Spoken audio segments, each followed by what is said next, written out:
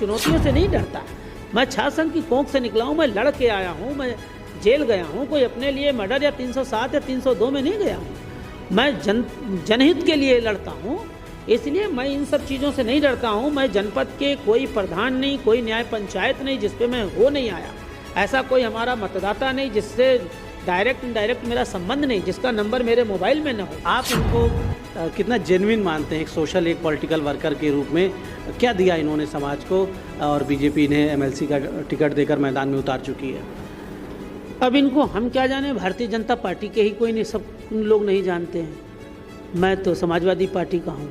Bharatiya Janata party के भी लोग अचंभित हैं कि ये कहाँ से टिकट पाए हैं। सवाल खड़े होते हैं कि साहब सत्ताधारी दल जो है उसके पक्ष में ज़्यादातर चले जाते हैं, ये चुनाव, ब्लॉक प्रमुख के चुनाव ज़्यादातर चले जाते हैं, जिला पंचायत के चुनाव चले जाते हैं, और धन बल का इसमें प्रदर्शन होता है, वोटरों को खरीदा जाता है, बड़े पैमाने पर पैसा खर्च होता है। आपकी निजी राय क्या है? क्या इन चुनाव को भी सीधे जनता के बीच करना चाहिए कि जनता ही सीधे चुने और कोई मतदाताओं को इस तरह से खरीद फरोख्त के या डाइवर्ट करके इन इंस्टीट्यूशंस पे कब्जा ना कर सके? धन बल वाले लोग, पैसे वाले लोग जिला पंचायत अध्यक्ष हो जा रहे हैं, पैसे वाले लोग ब्लॉक प्रमुख हो जा रहे हैं। तो जो मंशा है संविधान की, लोकतंत्र की जो मंशा है वो कायम रहे।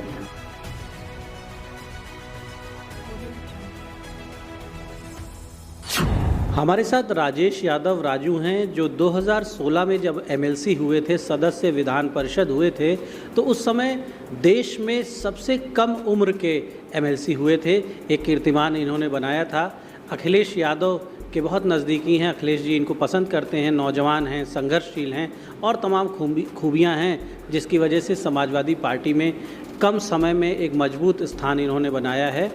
राजेश जी, स्वागत है आपका द इंडियन ओपिनियन में। बहुत बहुत धन्यवाद, आपका बहुत बहुत धन्यवाद। राजेश जी उत्तर प्रदेश की सियासत में अपना एक अहम स्थान बना चुके हैं। बाराबंकी जनपद से आते हैं और बाराबंकी में समाजवादी पार्टी के जो कुछ ऐसे चेहरे हैं जिन्हें लोग पूरे यूपी में जानते हैं, उनमें से एक हैं राजेश यादव राजू। राजेश जी, मैं जानना चाहूँगा सबसे पहले कि आपका राजनीतिक सफ़र कैसे शुरू हुआ?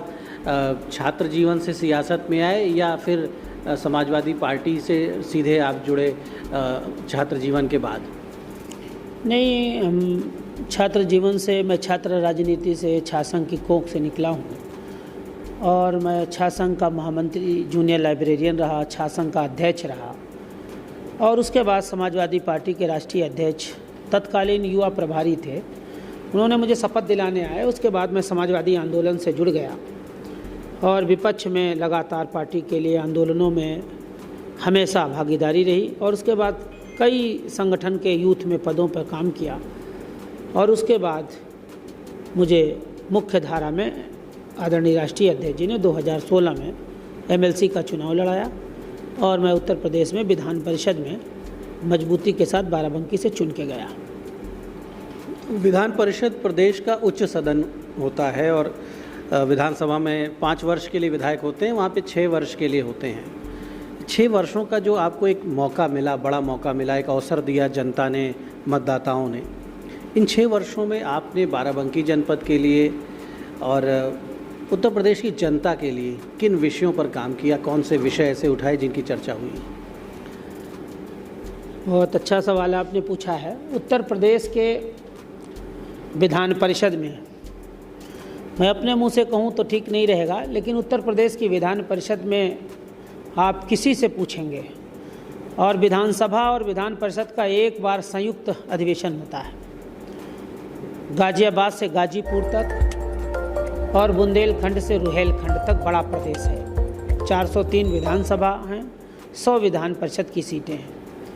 500 विधायकों में मैं अपने संघर्ष की बदौलत, क्योंकि मैं एमएलसी चुन के गया और उसके बाद तुरंत ही मुझे विपक्ष की भूमिका में आने का जनता ने अवसर दिया और जब विपक्ष में आया तो हर एक मुद्दे पर मैंने सरकार को कटघरे में खड़े करने की पूरी कोशिश की। पहली बार जब विपक्ष में आया,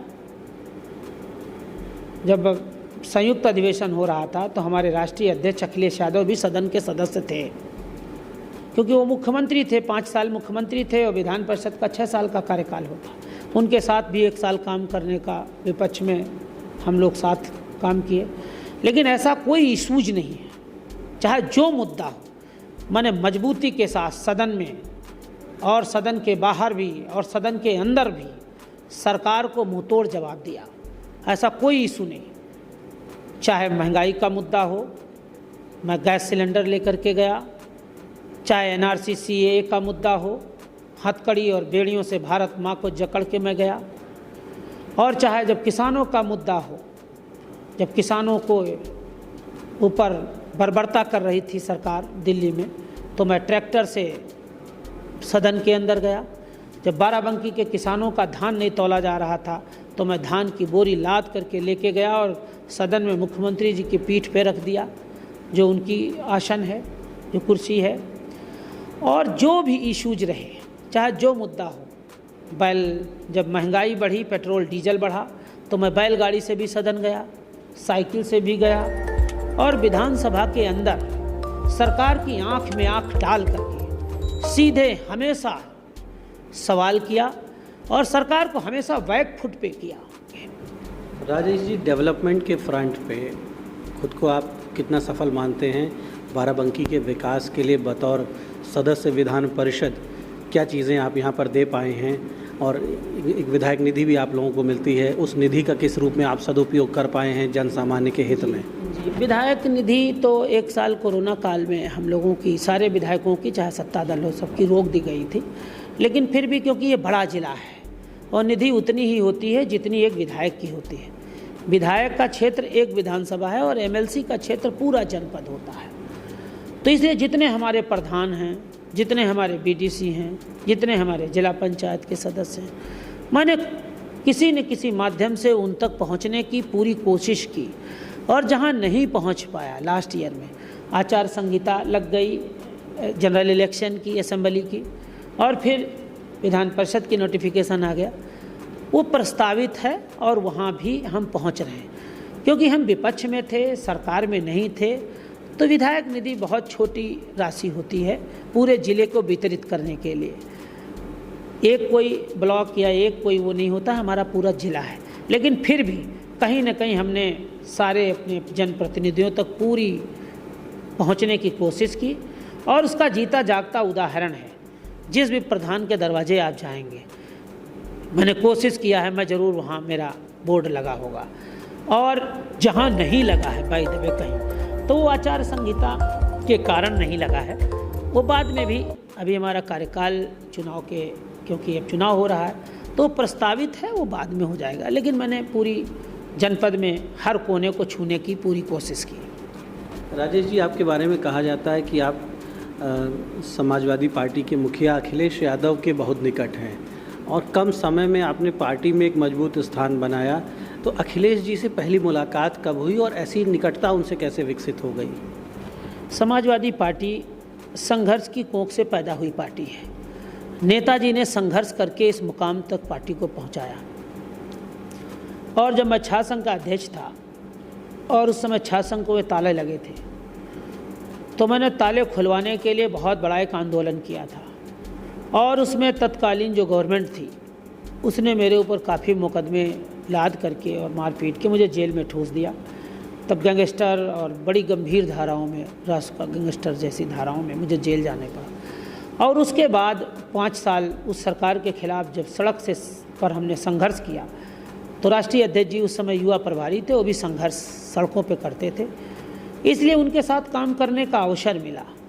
और 2012 में जब सरकार बनी तो वो सरकार में काम किए, हम लोग संगठन में काम किए। और फिर जब 2016 आते आते चुनाव आया तो मुझे खेत खलिहान से निकाल करके उत्तर प्रदेश की विधान परिषद में भेजा। और उत्तर प्रदेश की विधान परिषद में उन्हीं जज्बाती मुद्दों को लेकर के मैंने लगातार जुझारूपन से लड़ाई लड़ी और लड़ता भी रहूँगा। राष्ट्रीय अध्यक्ष जी उन सारे नौजवानों को, आज उनके आसपास जितने लोग हैं, उन सारे नौजवानों को आगे बढ़ाने की कोशिश किए जो संघर्ष करके आगे आए हैं। कोई विरासत के उससे आगे नहीं आए, जो संघर्ष करके आए, जिन्होंने अपना रास्ता सड़क से सदन की तरफ ले गए, उन सबको उन्होंने लड़ाया।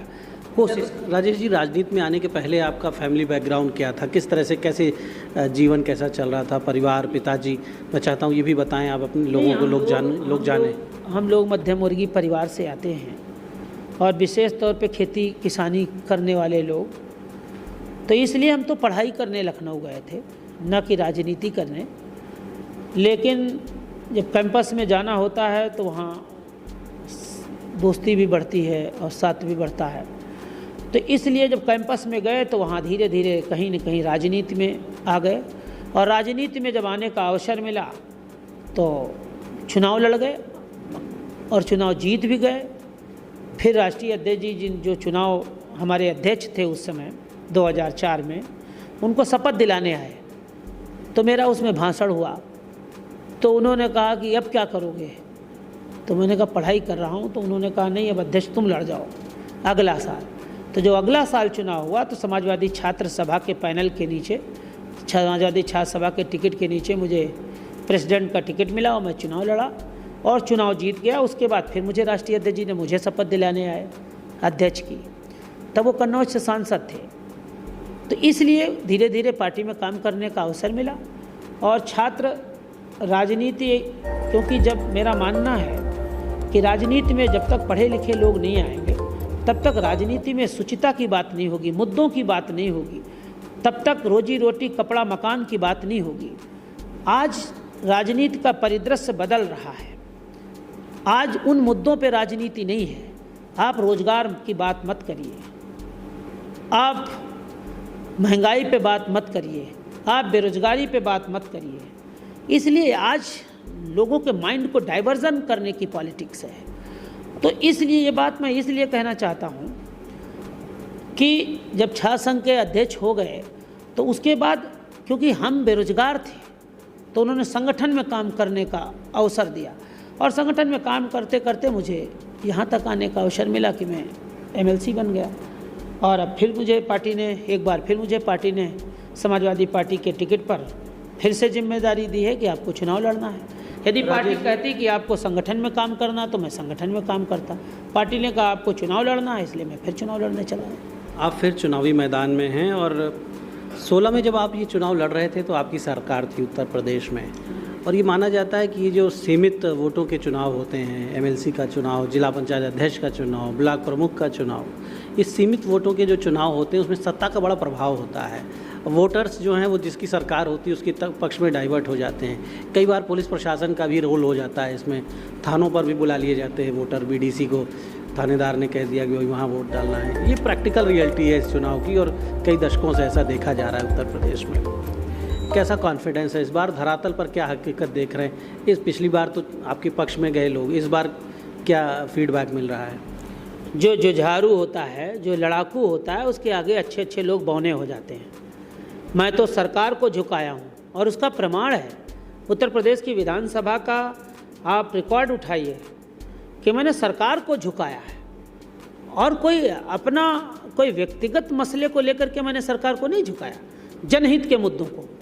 और जिन जिन मंत्रियों को या जिन जिन नेता सदन को जब जवाब देना होता था तो जब सदन के बाहर निकलते थे तो ये कहते थे कि ये बहुत टिपिकल तुम पूछ रहे थे यार, ये तो कहाँ से लाए हो, क्यों ऐसा बात कर रहे हो भाई, आप हमारे चैम्बर में बात कर लिया करो, हमसे बात कर लिया करो, क्यों सदन के अंदर हमें झुकाना चाहते हो।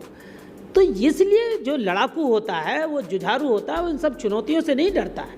मैं छात्र संघ की कोख से निकला हूँ, मैं लड़ के आया हूँ, मैं जेल गया हूँ, कोई अपने लिए मर्डर या 307 या 302 में नहीं गया हूँ। मैं जनहित के लिए लड़ता हूँ, इसलिए मैं इन सब चीज़ों से नहीं डरता हूँ। मैं जनपद के कोई प्रधान नहीं, कोई न्याय पंचायत नहीं जिस पे मैं हो नहीं आया, ऐसा कोई हमारा मतदाता नहीं जिससे डायरेक्ट इनडायरेक्ट मेरा संबंध नहीं, जिसका नंबर मेरे मोबाइल में न हो, जिससे मैं डायरेक्ट संपर्क में न हूँ, ऐसा कोई क्षेत्र पंचायत, मैं सबके संपर्क में हूँ। मैं लगातार हर न्याय पंचायत स्तर पे मीटिंग कराया हूँ, जनपद के कोने कोने में हो आया हूँ और 1-1.25 साल से मैं लगातार दौड़ रहा हूँ। ये चुनाव पहले होना था, तब भी सरकार बीजेपी की है। जो आप आज कह रहे हैं कि आज सरकार बीजेपी की है, तो विधान परिषद का तो चुनाव दिसंबर में प्रस्तावित था, तब सरकार किसकी थी? तभी बीजेपी की थी। तब तो मैं ऐसा नहीं सोचा था कि मैं चुनाव नहीं लड़ूंगा, मैं तब भी लड़ने के लिए तैयार था, इसलिए जिले में दौड़ रहा था। भारतीय जनता पार्टी को कैंडिडेट ढूंढे नहीं मिल रहे थे उस समय। तो इसलिए आपने कैंडिडेट की बात की, ये जो कैंडिडेट बीजेपी के अंगद सिंह जी आए हैं, इनको कितना जानते हैं आप? क्योंकि आपके सामने प्रतिद्वंदी हैं आपके, तो अपने प्रतिद्वंदी को भी जानना चाहिए।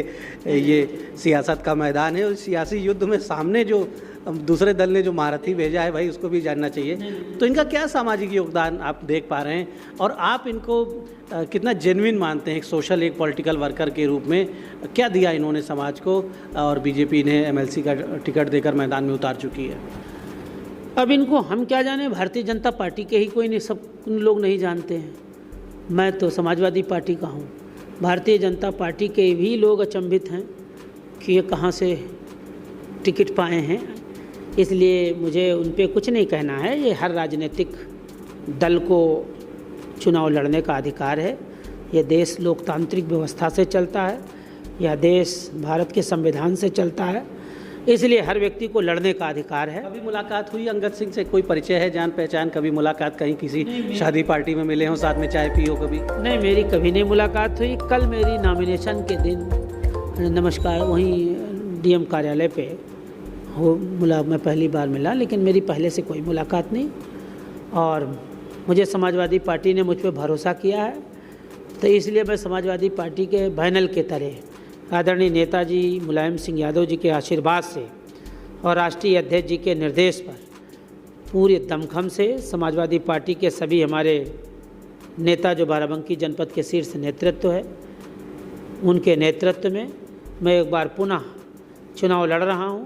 और मुझे आशा नहीं, पूर्ण भरोसा है कि मुझे जनपद में डायरेक्ट हर प्रधान को मैं पहचानता हूं, मैं हर बीडीसी क्षेत्र पंचायत साथी को जानता हूं, मैं सबसे बात कर चुका हूं। सारे जिला पंचायत के जितने सदस्य हैं उनके साथ कई बैठकें सदन में हम लोग बैठ चुके हैं, और जो हमारे सभासद हैं उनसे सबसे हम मिल चुके हैं, जो हमारे चेयरमैन हैं, जो हमारे, इन सब से मेरा डायरेक्ट वार्तालाप हो चुका है, बातचीत हो चुकी है। इसलिए ये चुने हुए प्रतिनिधि हैं, ये कोई आम जनता नहीं है कि कहीं वोट टाल आएगी। ये चुने हुए प्रतिनिधि हैं और अपना प्रतिनिधि चुनने जा रहे हैं। इनसे गलती नहीं होती, ये खुद नेता हैं। और एक कहावत है, जो प्रधान में हो गया वो प्रधानमंत्री से बड़ा नेता है। तो ये सब प्रधान हैं, ये न जाने कितनी दहलीज पे चरण छू करके प्रधान बने, न जाने कितने लोगों को क्या क्या कह करके वो खुद चुनाव जीते हैं। इसलिए उनको ये न समझें कि 5 दिन के अंदर, हाँ, बरगलाना नहीं कि कोई कहीं से कैंडिडेट आ जाए, न जान न पहचान, और सरकार के हिसाब से चुनाव जीत जाएंगे। ऐसा नहीं है। ये लोकतंत्र में मतदान है, ये गुप्त दान है, ये मतदान है। ये जिसको जो चाहता है ये उसी को वोट जाता है। अच्छा, इस मतदान के लिए लोग बताते हैं कि इस चुनाव में, इस मतदान के लिए भी बहुत कुछ दान करना पड़ता है, बड़ी भेंट और गिफ्ट आइटम्स भी बांटने पड़ते हैं मतदाताओं के बीच, उन्हें खुश करना पड़ता है, संतुष्ट करना पड़ता है, काफ़ी पैसे भी खर्च होते हैं। नहीं, ये तो लोकतंत्र में बहुत, अब किस दल की क्या मंशा है मुझे नहीं पता है। हम तो इतना अपने मतदाताओं से डायरेक्ट हमारा लगाव है, आना जाना है, हमारा मेल मिलाप है, बातचीत है, कि हमें सारे मतदाता निस्वार्थ भाव से हमारी जो कार्यशैली है और हमारी पार्टी को वोट देंगे और हमें जिताएंगे। कुछ भी नहीं देना पड़ेगा, और ना हमारे कोई भी वोटर हमसे इस उम्मीद नहीं रखे हैं, और ना हम देने वाले हैं, क्योंकि हमारे पास है ही नहीं तो हम क्या देंगे। आपने देखा होगा जिस प्रकार जनरल इलेक्शन में जो हुआ, उससे आपने खुद देखा होगा। हम लोग विपक्ष में हैं, और विपक्ष में बस हम याची हैं, इसलिए हम अपने वोटरों से आशीर्वाद मांग रहे हैं। हमारे सारे प्रधान और क्षेत्र पंचायत साथी, सभासद सब हमें आशीर्वाद दे रहे हैं, मजबूती के साथ चुनाव जीतेंगे। अच्छा राजेश जी, एक प्रश्न और मैं करूंगा आपसे।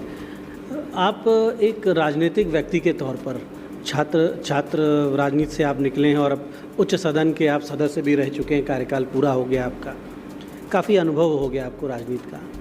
आप क्या मानते हैं, ये जो हमारे यहाँ एमएलसी के चुनाव हैं, ब्लॉक प्रमुख के चुनाव हैं, जिला पंचायत अध्यक्ष के चुनाव हैं, जो निर्वाचित प्रतिनिधि अपना प्रतिनिधि चुनते हैं, ये जो इलेक्शन हैं, इन इलेक्शन की पवित्रता पर अक्सर चर्चा होती है, सवाल खड़े होते हैं कि साहब सत्ताधारी दल जो है उसके पक्ष में ज़्यादातर चले जाते हैं ये चुनाव, ब्लॉक प्रमुख के चुनाव ज़्यादातर चले जाते हैं, जिला पंचायत के चुनाव चले जाते हैं और धन बल का इसमें प्रदर्शन होता है, वोटरों को खरीदा जाता है, बड़े पैमाने पर पैसा खर्च होता है। आपकी निजी राय क्या है? क्या इन चुनाव को भी सीधे जनता के बीच करना चाहिए कि जनता ही सीधे चुने और कोई मतदाताओं को इस तरह से खरीद फरोख्त के या डाइवर्ट करके इन इंस्टीट्यूशंस पे कब्जा ना कर सके?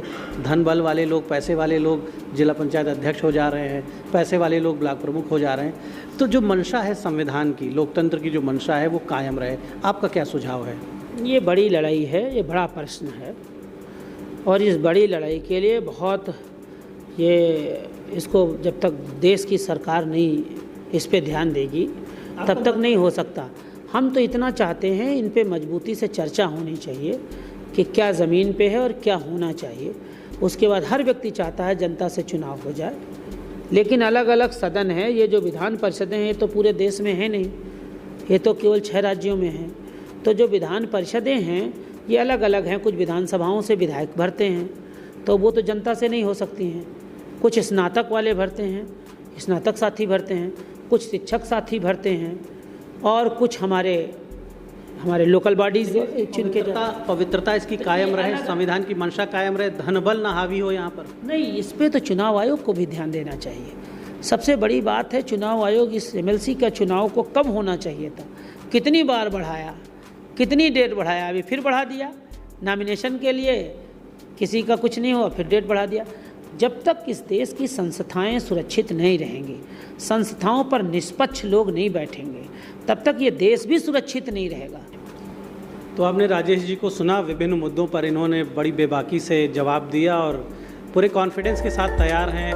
भले ही परिदृश्य बदल गया हो, 2016 में इनकी सरकार थी, अब भाजपा की सरकार है, लेकिन युद्ध के मैदान में, सियासी युद्ध के मैदान में ये अपने सारे अस्त्र शस्त्रों के साथ आगे बढ़ रहे हैं। इनका दावा है कि जनता का साथ इन्हें मिलेगा और ये देखने वाली बात होगी कि बाराबंकी के जो प्रतिनिधि हैं, जिन्हें अपना प्रतिनिधि चुनना है, वो किस तरह का निर्णय लेते हैं। फिलहाल बड़ा रोचक चुनाव है। एक तरफ अखिलेश यादव के सेनापति, अखिलेश यादव के मजबूत सिपाही राजेश यादव राजू हैं, दूसरी तरफ यहाँ बीजेपी ने भी एक कैंडिडेट दिया है, एक मजबूत कैंडिडेट देने का प्रयास किया है अंगद सिंह के रूप में।